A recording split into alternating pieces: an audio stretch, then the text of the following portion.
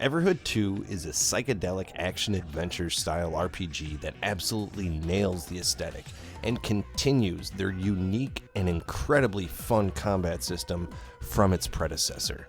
Hi there, my name is The Dove, and I'm here to talk about a new indie-developed title that I think is an absolute gem. Right off the bat, I want to point out that I have not played the original Everhood, but after playing Everhood 2, I'd be more than happy to take that adventure. That should at least show how much I enjoyed this title. Fans of Undertale will probably feel right at home for most of this one as well, but the action and the fantastic music make this its own amazing thing. The developers Chris Nordgren and Jordi Roca have said in the past that they have taken direct inspiration from Undertale's aesthetics. But again, after playing Everhood 2, it feels more like an homage or just a hat tip to Toby Fox, the creator of Undertale. After creating your character, you answer a couple quick questions, and depending upon the answers from that pre-game survey, which is very quick by the way, your character will be one of 3 different colors. And those colors will actually change certain bits of the game. At first you're just going along for the ride, but eventually the plot becomes you trying to meet and or defeat God and figure out what the hell is actually going on in this bonkers universe and existence that you find your character in. You'll meet a lot of interesting characters along the way, and you'll either face them in battle or they'll just want to dance off. One part of the game I really liked was that it has failure baked into the game. I know a lot of roguelikes do this automatically, but in RPG it's a little different. In this case, during certain boss battles, when you fail, it just progresses the story to help you try and figure out a way to improve your character's stats or find a relic or weapon that'll help you along the way.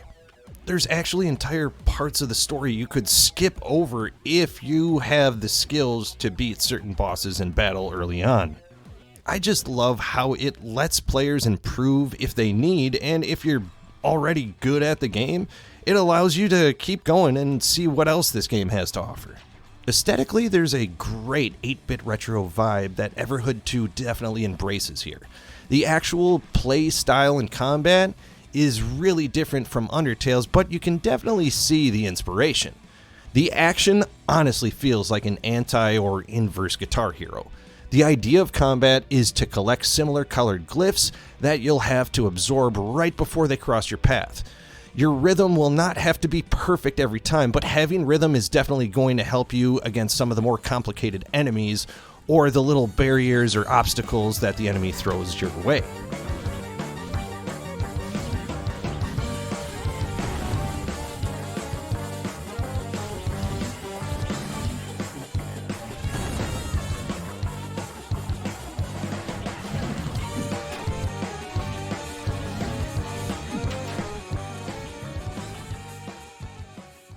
The more of those glyphs that you collect, the more powerful your attack is.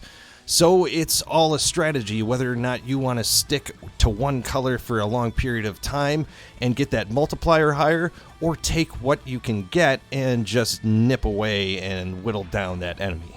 And that's why I wouldn't directly compare it to Guitar Hero. In Guitar Hero, you're trying to get the exact rhythm with the button presses. In Everhood 2, you're trying to collect them, and there are multiple ways to play. You can go the aggressive route, which will probably demand a good rhythm, or defensively, and just try to collect what you can when you can. And that simplicity in combat is why I enjoy the game so much. It never bogs itself down with a laundry list of new moves and combos. Look, if you're not going to like that style of gameplay, you're not going to enjoy this game, because that is a bulk of it. One of the reasons I enjoyed the game so much might be its biggest drawback to some, because they rely very heavily on that combat mechanic. So if I mentioned if that Guitar Hero-esque thing doesn't spark your fancy, then maybe try something else. The overall map of the game isn't that humongous. It's probably smaller than a lot of RPGs that you've played in the past, but the way it twists and turns and goes all back and forth and through each other really makes it feel a lot larger and gives you a reason to explore things. The color scheme is just psychedelic and is always playing with the rainbow pattern vibe. Sticking with bright colors and keeping things in that neon realm also makes for a brilliant looking game. As you walk through the brilliant atmosphere, You never know where you're going to end up, as the game just shifts from time periods to universes to different dimensions, you name it. It's hard to keep track of actually every single place that you go, and that's why I feel like you could really get your money's worth out of exploring all the twists and turns. As you work your way through the winding levels, Everhood 2 adds weapons and allows your player to upgrade to make battles less stressful. Along with that simple upgrade system, you won't have to worry about a very convoluted economy outside of one little section that I believe is actually making fun of that overcomplication of currencies prevalent in games today.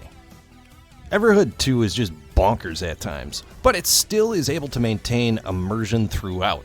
Whether you are trying to navigate the inside of a gaming console's hardware or traveling all throughout time and space, you just want to see what's next. When it comes to the deepness of the story, there will be few games that will match this one. Talking about existentialism and the very meaning of everything is not something we see every day in games, and Everhood 2 takes that to a whole nother level. If you're into the art that comes from retro games, you're probably going to enjoy what Everhood 2 does along your journey. There are plenty of colorful and beautiful settings for those retro lovers. But where the game again sets itself apart is the music. I enjoyed it to no end, and that is the primary focus in this title.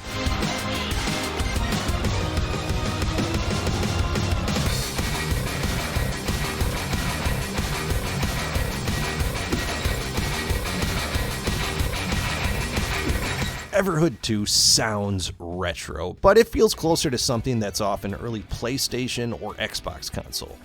You know, where you could use higher fidelity music than the days of those 8-bit systems. There's little singing or speech, but the music absolutely carries this one. There's a bunch of different genre types in Everhood 2 as well. I hear a lot of Final Fantasy series style ballads, there's some hard rock, some weird zany just all over the place crap, reggae style, hard electronic, and some classical for good measure. I'm just scratching the surface here as well. There are plenty of other types of music that I don't need to spoil for you, but for retro lovers, the soundtrack here will likely put a smile on your face. Although the music and sound effects here are retro, by the end of this year, it could honestly be, or at least compete with, the best soundtracks of 2025. It's early in the year, but I'm telling you, it's one of the reasons I kept playing this game.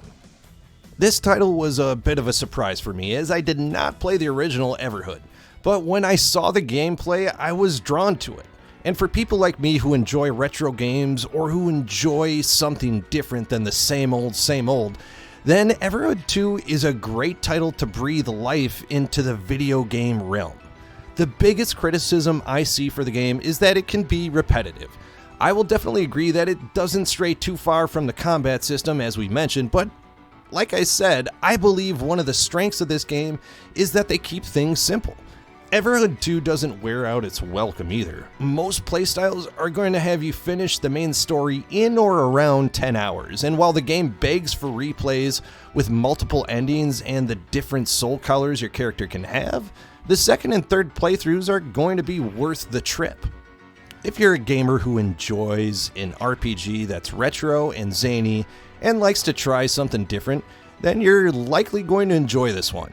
It's got a different take on the combat, and I, for one, am okay with that. The setting is incredibly bizarre and a lot of fun to explore. Games like this is why I started the Indie Spotlight and why I love to put videos online. Everhood 2 is most definitely an indie gem. If you're interested, Everhood 2 is currently available on the PC and Nintendo Switch. Thanks for watching. Feel free to leave a comment or hit the like button if you enjoyed this video. And if you haven't subscribed yet, consider clicking the subscribe button now. We have more videos like this and have a weekly gamer news podcast called The Gamer Buff, with all the latest gaming news. Thanks again for watching. Until next time, this is The Dub.